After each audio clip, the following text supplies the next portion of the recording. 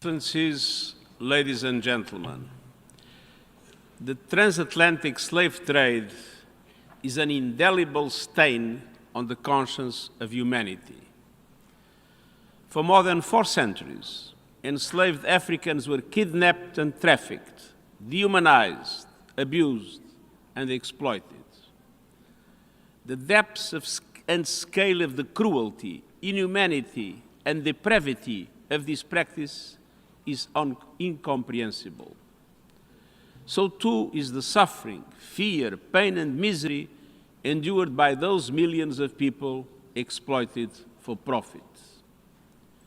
Today, we reflect on families ripped apart and communities decimated.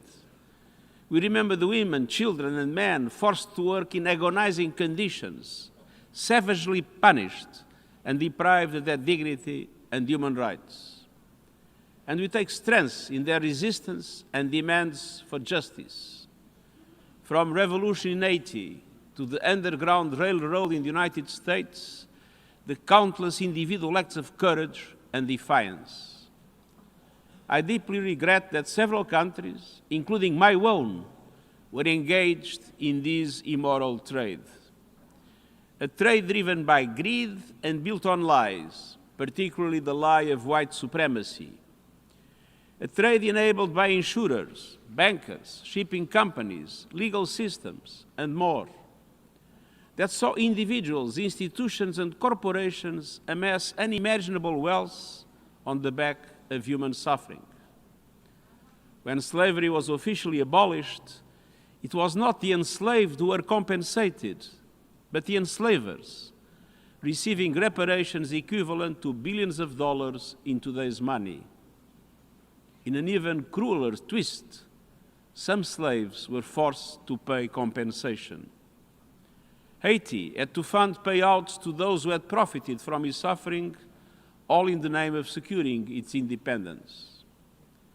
Dear friends, today is not only a day of remembrance, it is also a day to reflect on the enduring legacies of slavery and colonialism and to strengthen our resolve to combat those evils today.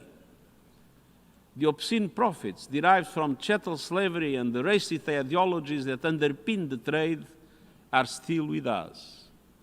Systemic racism has been embedded into institutions, cultures, and social systems. And deeply rooted exclusion, racial discrimination, and violence continue to undermine the ability of many people of African descent to thrive and achieve their full potential. For too long, the crimes of the transatlantic slave trade and their ongoing impact have remained unacknowledged, unspoken, and unaddressed. Links to slavery were buried. Histories were rewritten, minimized, or overlooked. Ongoing harms were excused or dismissed, and perpetrators seemed to hope their actions would be lost to the past. Dear friends, they were wrong. Thanks to the tireless work of affected leaders and communities, calls to acknowledge and repair the past can no longer be ignored. This year, at both the African Union Summit and the Caribbean Community Heads of Government meeting, I heard leader after leader make a powerful case for reparatory justice. Some institutions and states are taking steps to acknowledge and address their pasts. Museums and public spaces are commemorating the resistance of people of African descent and celebrating their vast contribution to societies. This is a start, but we need much more. The horrors of the transatlantic slave trade are an undeniable fact. Acknowledging this truth is not only necessary, it is vital for addressing past wrongs, healing the present, and building a future of dignity and justice for all. It is also important that reparatory justice frameworks are grounded in international human rights law, developed with the participation of affected communities, and acknowledge the terrible harms caused. I urge everyone to play their part in building inclusive societies free from the evils of racism. That means countries complying with their international obligations, including the Universal Declaration of Human Rights.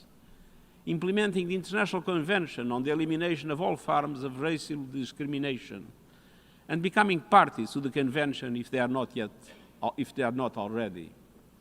It means business leaders promoting equality and combating racism, and it means civil society and everyday people continuing to push for justice and taking a stand against racism wherever and whenever it appears. Excellencies, this mission is at the heart of the United Nations. The human dignity of every person is our founding creed. We must stand with everyone, everywhere, to combat racial discrimination and hate, and to defend the human rights and dignity of all. Thank you.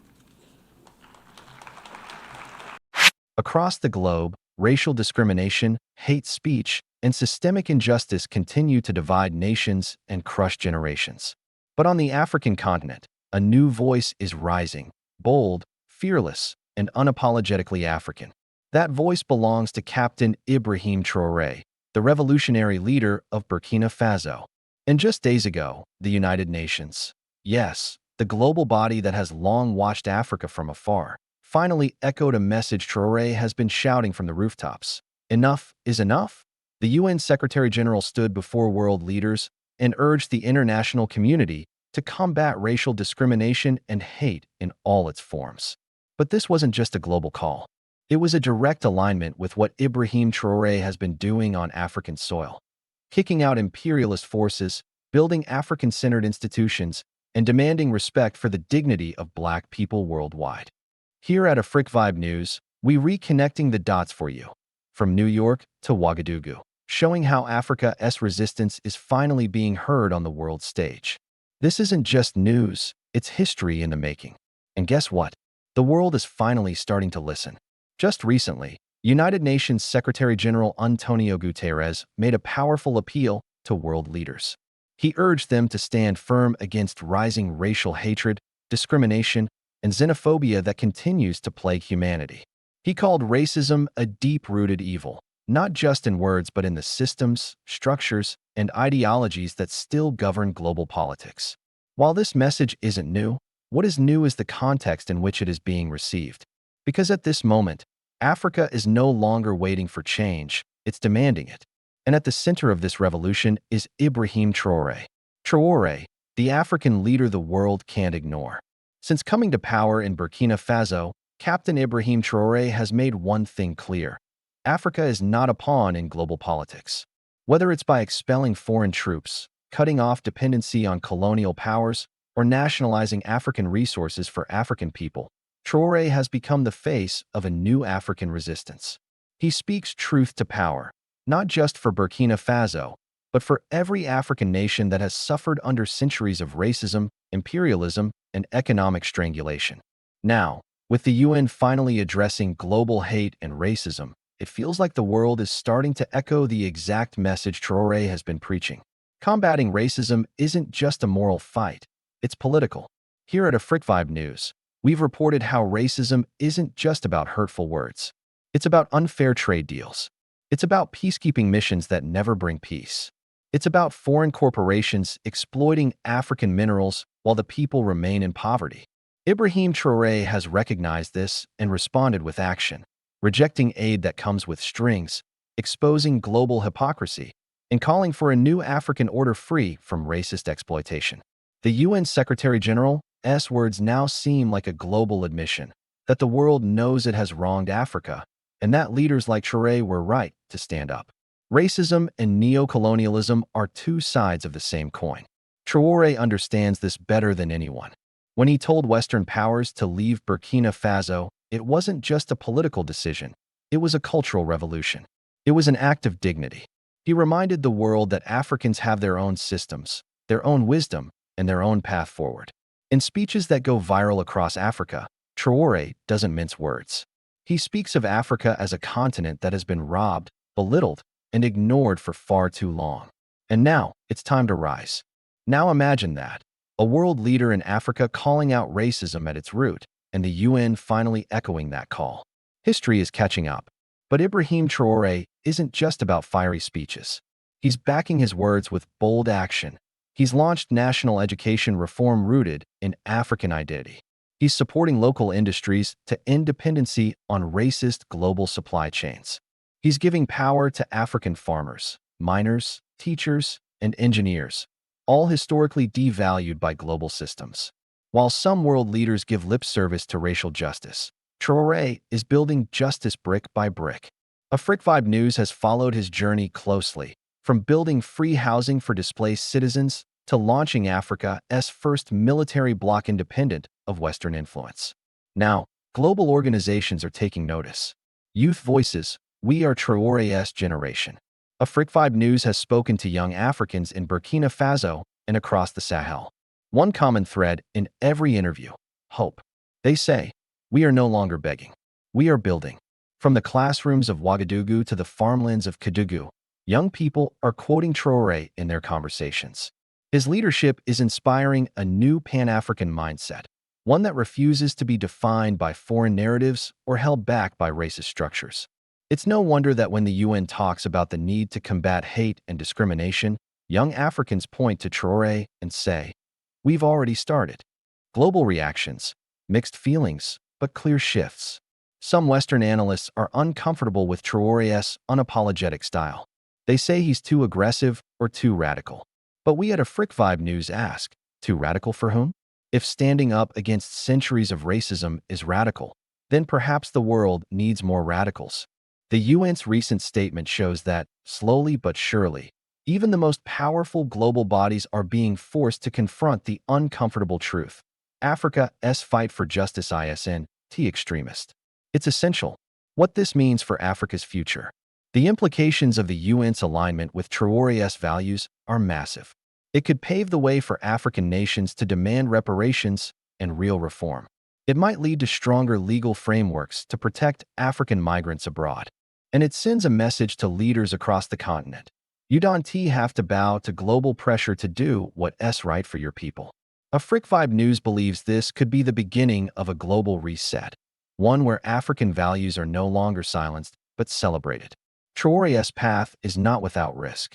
There are still threats, foreign media campaigns to discredit him, sanctions, and possible internal subversion. Racism doesn't just die with words from the UN. It requires dismantling centuries of policy, power, and propaganda. But if there's one leader who's shown he's ready for that fight, it's Ibrahim Traoré.